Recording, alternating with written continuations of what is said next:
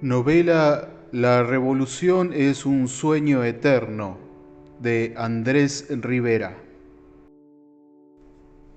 Cuaderno 1, sección 24. El hombre es bajo, calvo, de brazos largos y delgados y tórax ancho. Una orla de pelo color cobre pálido le corre desde las patillas a la nuca. La piel de la cara es rosada como la de un bebé. Lee el papel prendido en la capa de Castelli y sonríe. Los colmillos de su boca están envueltos en láminas de oro. Pase, doctor Castelli, dice el hombre que sonríe. Lo esperaba.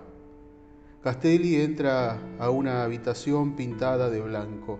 En el hogar de la chimenea crepitan unos leños.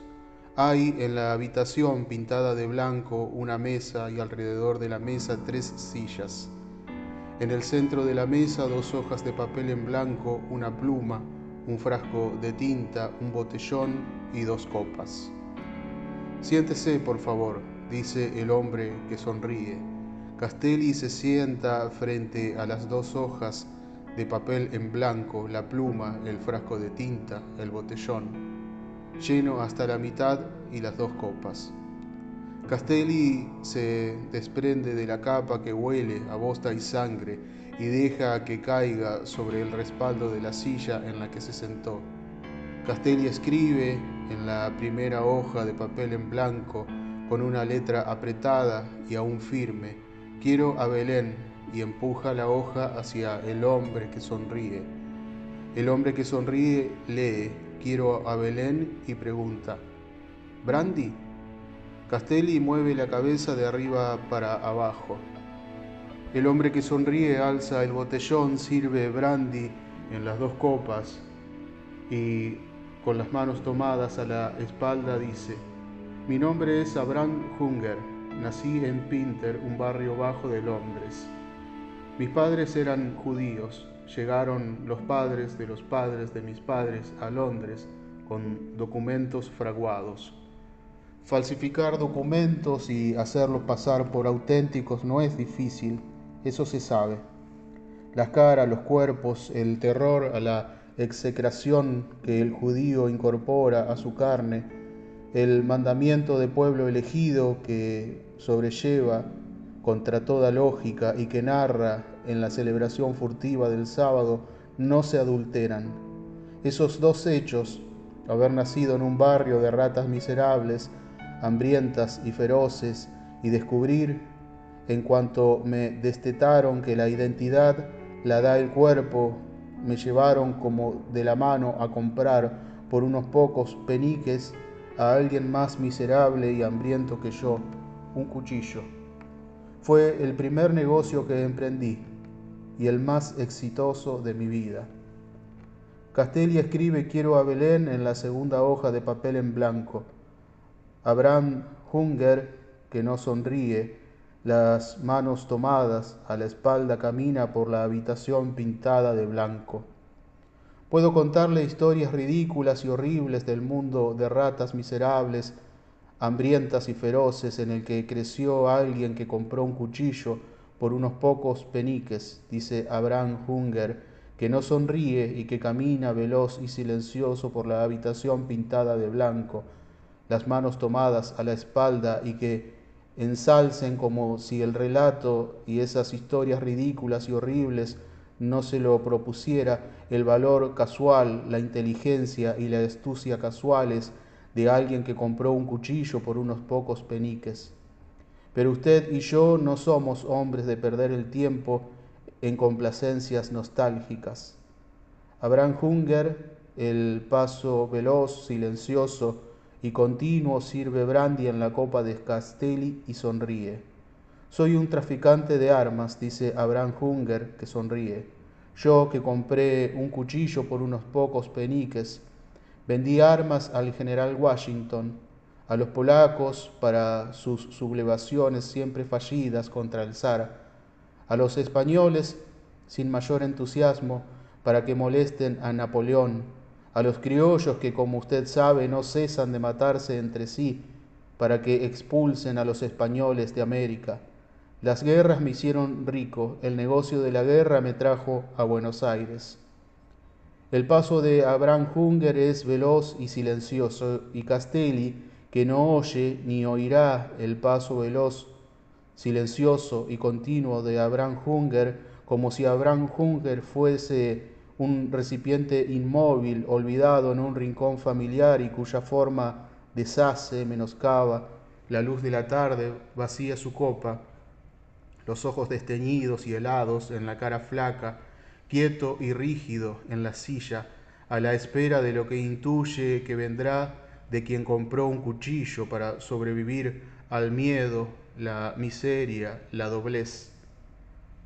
Unos compatriotas míos, dice Abraham Hunger, que sirve brandy en su copa y en la de Castelli, me comentaron a poco de llegar yo a esta ciudad que vendieron una muchacha mulata y que en pago recibieron unas barricas de yerba suave remitidas desde el Paraguay. Abraham Hunger, me dije, he aquí un país barato, un país para que te quedes a vivir. Estás viejo, Abraham Hunger, me dije. Dormirás tranquilo, Abraham, sin pensar en el joven forzosamente astuto y osado y suficientemente idiota, cualquiera haya sido su cuna, como para saltar sobre tu cuchillo porque cree que es un salmo de alabanza al Señor. El país me gusta, creo que lo dije, y me gusta el invierno de Buenos Aires. Los ingleses aquí son respetados, como si vivieran cada uno de ellos en West End. Ese no es mi problema. Yo soy inglés, ese es mi problema, y moriré mucho antes de agotar la fortuna que obtuve en el mejor negocio de todos los tiempos. Pensé, las mujeres buenas van al cielo, las malas se casan con ingleses. Entonces compré a la señorita Belén. Castelli, que espera que el alcohol amortigüe los tirones que le abrazan la boca y afloje esa mano que le acaricia el corazón, escribe por tercera vez en la segunda hoja de papel la letra apretada y aún firme, quiero a Belén. Descubrí para mi felicidad, dice Abraham Hunger, que se sienta frente a Castelli y se rasca sonriente el manojo de pelo color cobre pálido que le cubre la nuca, que no hay nada que la porteña cuide con mayor escrupulosidad que sus pies. La señorita Belén tiene hermosos pies y su calzado es perfecto. A decir verdad, pagué a la señora Irene Orellano Starr lo que me pidió, contraviniendo la ética de mi profesión, por el placer de contemplar a cualquier hora del día los pies calzados de la señorita Belén. Los ingleses, no todos, claro, somos, ¿cómo decirlo?, algo fetichistas, prolijos, sobrios. A nuestros príncipes se les azota el trasero y en público por tocar en un arrebato que se repite, Dios sabrá por qué, abominable y desesperado, las nalgas y los pechos de las camareras cuando visitan de incógnito ciertas tabernas de Londres. La reprimenda es invariable, 12 latigazos que abren verdugones nuevos sobre las cicatrices de los verdugones viejos. A los príncipes se les arruga prematuramente la carne de sus traseros, pero los que no somos príncipes aprendemos a ser discretos. Abraham Hunger, que sonríe, sale de la habitación pintada de blanco y regresa veloz y silencioso antes que Castelli se aperciba de su regreso, como si nunca se hubiera movido de su silla, como si nunca hubiera recorrido con un paso veloz e inaudible el piso de la habitación pintada de blanco, como si aún hablara. Sentado frente a Castelli del éxito, acaso demencial, de Hunger the Table, canción que glosa en letra chabacana y estridente las intensas peripecias que afrontó un cuchillo adquirido en el callejón de Bitterflesh, en el barrio de Pinter, y cuyo autor la entona con voz ajada en las tabernas que de incógnito frecuentan los príncipes de la corte británica para explorar las redondeces de las camareras y que tararean entre dientes al bajarse los pantalones y recibir con un placer sobriamente perverso los fustazos de la reprimenda. Se le enfría el té, doctor Castelli, dice Abraham Hunger, que sonríe y abusa de los adjetivos, los colmillos envueltos en láminas de oro, sentado frente a Castelli y a la taza de té que humea junto a la pluma, el frasco de tinta, el botellón de brandy y los dos papeles en lo que Castelli escribió «Quiero a Belén». En los Estados Unidos tuve oportunidad, gracias a mi antigua relación con el general Washington, de acceder al informe de un agente de la Secretaría de Estado que pasó por Buenos Aires. En ese documento, redactado por un misionero que desciende del Mayflower de la mano de Dios, se lo menciona, doctor Castelli. No es un milagro que yo leyera que el 22 de mayo de 1810 el doctor Castelli, hombre de destacado talento y audaz intrepidez, que fue en todo momento el principal instigador de la revolución, expuso en una réplica fogosa al proceder tiránico y la conducta venal del virrey depuesto y de sus corrompidos ministros, hizo ver enérgicamente la necesidad de un cambio y ridiculizó los principios expuestos por aquel ilustre hipócrita, volviéndose hacia el obispo de Buenos Aires, de que los reyes derivan su poder del cielo, prorrumpió entonces en un torrente de invectivas tales contra el obispo que éste se vio obligado a retirarse de la asamblea. Ese distinguido agente de la Secretaría de Estado no omitió subrayar en su informe que el doctor Castelli es el más capaz, el más elocuente, el más corrompido y el más carente de principios de los cabecillas de la revolución.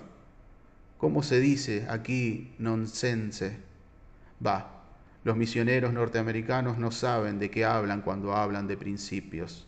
En fin, no es una casualidad excepcional que yo haya copiado ese informe sin conocerlo a usted y que hoy usted y yo tomemos té como si fuéramos en verdad dos caballeros. Abraham Hunger, que no sonríe, guarda sentado frente a Castelli en un bolsillo de su chaleco de seda azul. Lo que dijo era la copia del informe de un agente de la Secretaría de Estado de los Estados Unidos de Norteamérica. Castelli, la cara rígida y flaca, echa un chorro de leche de ángeles en su boca.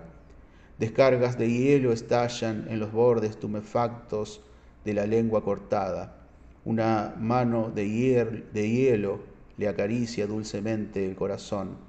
Largo día el suyo, Castelli. Emporcó las mejillas de una dama, vio bailar colgado de una soga a un hombre de coraje. Recordó a Grelo que, con la voz que usa en sus peores momentos, le escribió: en individuos de la clase de Álzaga el coraje es una costumbre. Esos de los nuestros que fueron más lejos que su propia sombra, esos tienen coraje. Después un oficial del ejército del Alto Perú le contó que vende pescado, y ahora Castelli sabe que va a oír lo que un viejo judío que compra un cuchillo todas las noches de su vida en el callejón más sórdido de su memoria dice ya. Y lo que dice ya es inevitable como el verano, el otoño, la casualidad. Abraham Hunger, que no sonríe, que se masajea las manos, sentado frente a Castelli, le pregunta a Castelli si él, Castelli, le dará a Belén la libertad. Usted, doctor Castelli, que es como Cromwell, ¿se irá a vivir con Belén, una mulata, a la luz del día? Belén igual a Cromwell, Belén igual a usted, que es tan inflexible e indomable como Oliver Cromwell. Belén igual a usted, que es Cromwell, si Buenos Aires fuera Londres y si el Támesis fuera el Río de la Plata. La era de la revolución terminó, usted lo sabe, Mr. Cromwell. Proclamará Mr. Cromwell en la era que puso fin a la revolución y sus hechizos que una mulata es su igual y que vivirá con ella a la luz del día, él igual a ella. Castelli escribe en la hoja de papel donde escribió 2 veces quiero a Belén, con una letra apretada y aún firme. Un hombre solo no va más lejos que su propia sombra.